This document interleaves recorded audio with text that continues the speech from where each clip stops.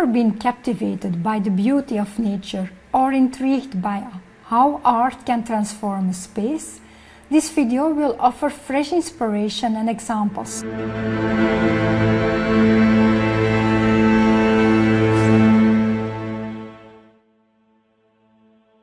We began our workshop with an introduction to land art and a visit to the garden, where each participant found inspiration in the materials and locations around them.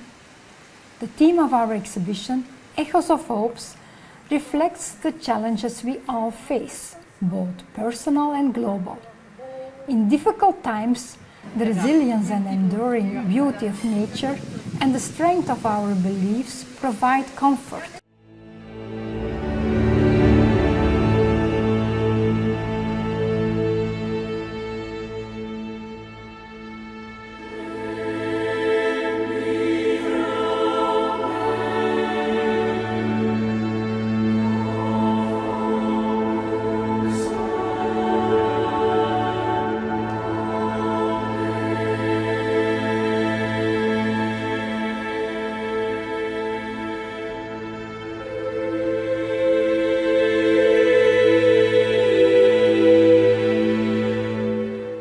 Exploring the garden, participants sketched their ideas, engaged in a group discussion, and revisit the garden to finalize the location for their installations. Because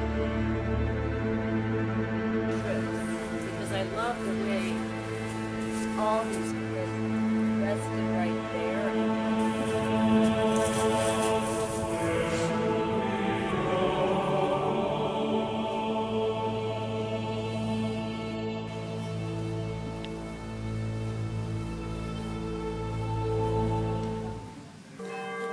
Before we take you on a tour of the exhibition, I'd like to share some background on land art and Ikebana as you watch the creations of these installations.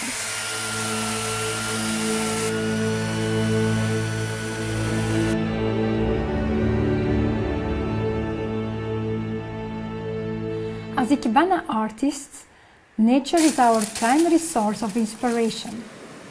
From the start, we learn to observe and draw from the plant material around us.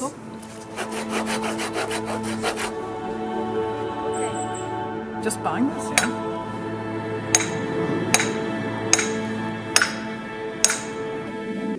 Originally, land art was a reaction against traditional galleries, but it has since evolved into eco-art, often with an activist message. A key element in both land art and Ikebana is impermanence. The ephemeral works emphasize that nothing lasts forever and everything returns to nature. Sofu Teshigahara's teaching in the Sohitsu curriculum remind us that Ikebana must harmonize with its environment, whether indoors or outdoors. The work should feel like it belongs to the place where it was created, becoming part of the landscape itself. Welcome in the garden of the St. Peter's Church in Jette. And this place was our scene for the workshop Ikebana meets land art. And I will take you along all the arrangements made during this workshop. This ilex tree is one of the first trees when you enter the garden. Spoke to many of the participants, and it turned out that they connected the tree with bamboo, and bamboo symbolized the lightning bolt, so that heaven and earth is connected.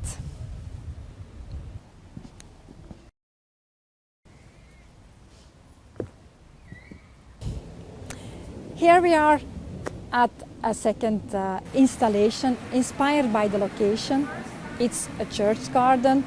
There are some gravestones here, and also the stones still available because of the restoration. Other building materials like the chalk was also here, and that inspired to make an installation black and white with coals coming from my atelier from a previous installation. And so it's a black and white, but it's also dead and alive, which also brings hope. Even out of death comes life. And that's the symbolism of this arrangement. So this large arrangement is a group's installation done by the whole group. And it symbolizes the connection between different communities, different worlds, and the hope is to connect with each other and find common grounds to find each other.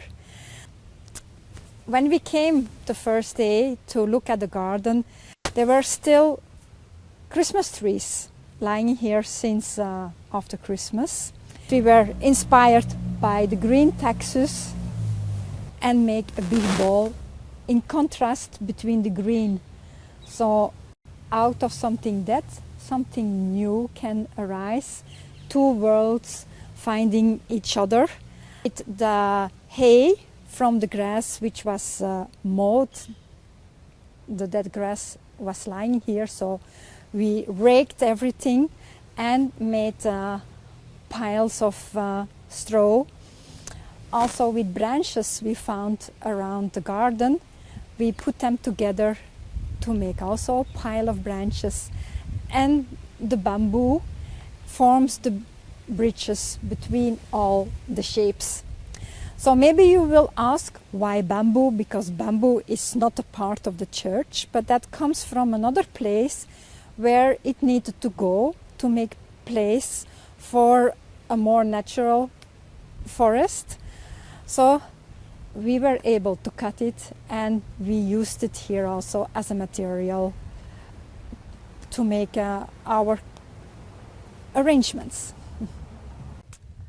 So even a lantern pole was a source of inspiration, especially because he was leaning, so it feels as if it's going to fall down.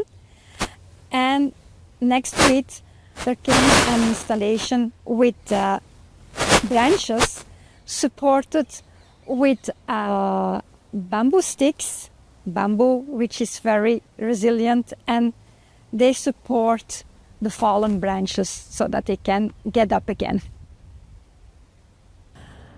One of the participants was very charmed by the tree in the back of me. So it looks very straight and rigid, but also it had a very strong feeling for her. So it looks as if it's growing out of stones, and next to it it's a path, and together the tree and the stones and the path felt like a pathway to serenity. She extended the tree into the garden by giving it roots from the hay, so it grows out and it connects us with several communities. That was her feeling for this installation.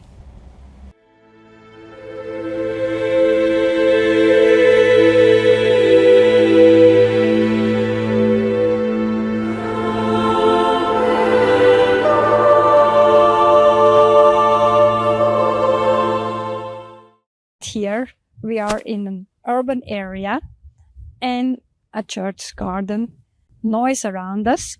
On the sides you have also the views to the streets and to the neighborhood.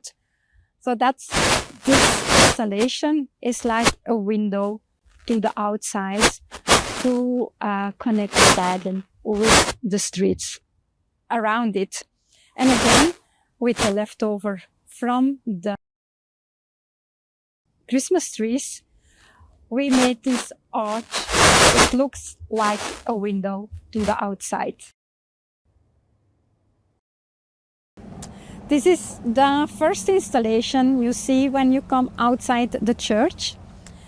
I was inspired by the fence around the garden because of the lines, and it guides you, or it leads your eye towards the going inside the garden towards all the other installations. So it's the guide to the exhibition Echoes of Hope. The ephemeral character of the materials we used is apparent. We also, for fixation, we used only natural material. So from now on, the weather and nature will take over all the installations, and slowly they will wither away, they will perish, and something new can come out of it again.